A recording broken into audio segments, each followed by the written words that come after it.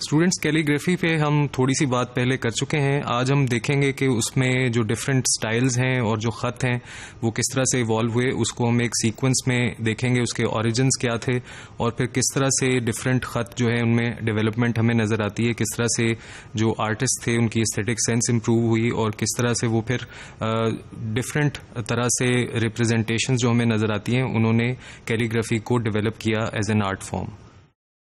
ये मुस्लिम इस्टेब्लिशमेंट जो हुई थी कूफा में, उसके सेकेंड डेकेड में 8th सेंचुरी एडी में ये स्क्रिप्ट डेवलप हुआ था और इसके अंदर बहुत स्पेसिफिक प्रोपोर्शनल मेजरमेंट्स होती थी, एक प्रोनाउंस्ड एंगुलरिटी थी और एक स्केयरनेस जो आप इसके अंदर देख सकते हैं वो इसका एक ख़ास एस्पेक्ट थी।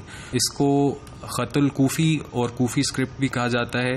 इसका बहुत एक गहरा इफ़ेक्ट था इस्लामिक कैलीग्राफी पे और इसमें जो लो वर्टिकल्स पहले इस्तेमाल होते थे उसकी बजाय कूफ़ी स्टाइल के अंदर हॉरिजॉन्टल लाइंस जो हैं उनको एक्सटेंड किया जाने लगा। इस स्क्रिप्ट की जो ख़ास बात है वो ये कि ये हाइट में कम है और विड्थ में ज़्यादा है, जिसकी वजह से एक डायनेमिक मोमेंटम हमें इसके अंदर नज़र आता है और इसको यूजुअली ओब्लॉन्ग सर्फेसिस पे यूज़ किया जाता था। इसकी ज्योमेट्रिकल कंस्ट्रक्शन की वजह से किसी भी स्पेस में और किसी भी मटेरियल के साथ इसको एडजस्ट किया जा सकता था। आर्किटेक्चरल मॉन्यूमेंट्स में जो कि तैमूर ने बनाए समरकंद में, उसमें भी ये स्क्रिप्ट बहुत ज़्यादा इस्तेमाल हुआ और इसकी एक बहुत वाइडर एप्लीकेशन थी।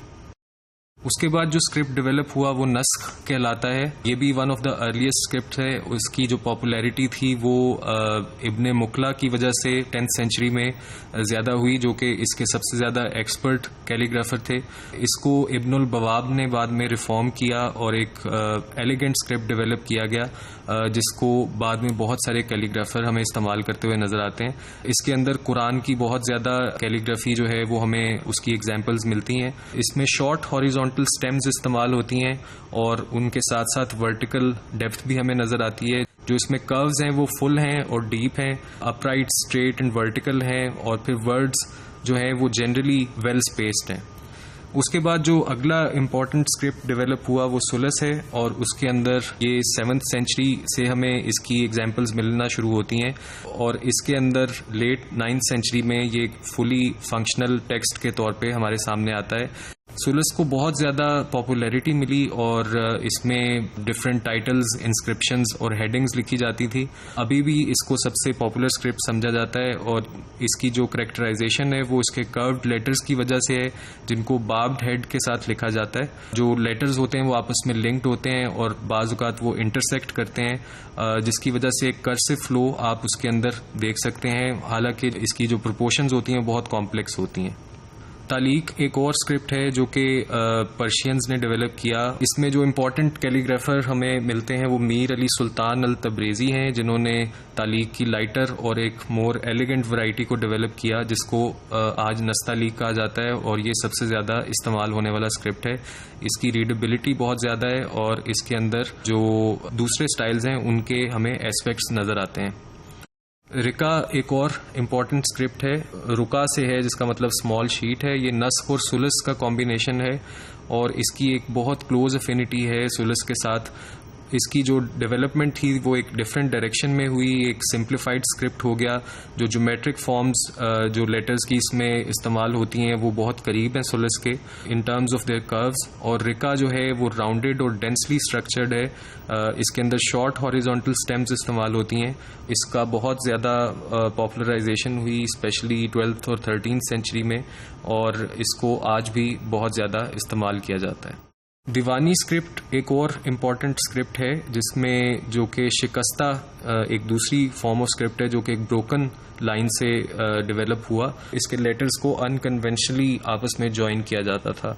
इसके अंदर कोई वोवल मार्क्स नहीं यूज़ होते थे। जो स्पेसेस लेटर्स के दरमियान थी उनको डेकोरेटिव डिवाइसेस के साथ फिल किया जाता था और उसकी वजह से दूसरे फॉन्ट्स भी डेवलप हुए। ये आप एग्जाम्पल्स देख सकते हैं। जो पहली एग्जाम्पल है ये स्क्वेयर कूफिक स्क्रिप्ट की है, दूसरी भी स्क्वेयर कूफी में शामिल होगी और इसके बाद ये जो आप थर्ड एग्जाम्पल देख रहे हैं ये मॉडर्न स्टाइल है कूफी स्क्रिप्ट का। 4th और 5th एग्जाम्पल में आप ईस्टर्न कूफी और स्क्वेयर कूफी को देख रहे हैं। 6th एग्जाम्पल सुलस की है। उसके बाद ईस्टर्न कूफी में बिस्मिल्लाह आप देख सकते हैं कि लिखा गया है, और इसी तरह से कुछ और मॉडर्न एग्जाम्पल्स आपको बिस्मिल्लाह की नज़र आती हैं जो कि कूफी स्क्रिप्ट की ही वेरिएशंस हैं। एग्जाम्पल नंबर 13 जो है वो नस्खी स्क्रिप्ट है, 14 नस्तालीक है, और 15th जो है वो ओल्ड कूफिक स्क्रिप्ट है। इसके बाद आप 16th में देख सकते हैं कि सुलस की राउंड फॉर्म आप को नज़र आ रही है, ये सुलस की एक वेरिएशन है। और उसके बाद फिर 3 एग्जाम्पल्स स्क्वायर कूफिक की हैं जिसमें डिफरेंट वेरिएशंस आप देख सकते हैं। एग्जाम्पल नंबर 20 जो है ये मिडल ईस्ट का स्क्वायर कूफिक है। उसके बाद आप 21 में जो मॉस्क देख रहे हैं वो स्क्वायर कूफिक की एग्जाम्पल है। ये सारी एग्जाम्पल कूफी स्क्रिप्ट की हैं और उसकी डिफरेंट वेरिएशंस हैं जहाँ पे आप डिफरेंट ज्योमेट्रिकल पैटर्न्स को देख रहे हैं कि उनको फ़र्क तरह से इस्तेमाल किया गया है।